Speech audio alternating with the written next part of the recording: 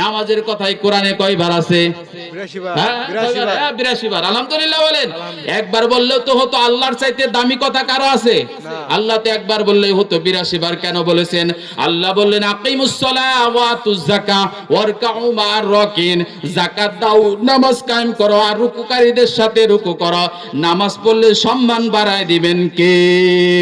সালাত কায়েম করো, সালাত কায়েম করো, হবে সম্মানিত তুমি।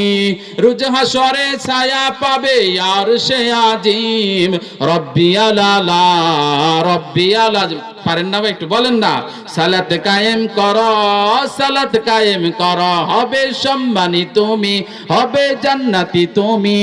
রোজ হাসরে ছায়া পাবে আরশে আজিম।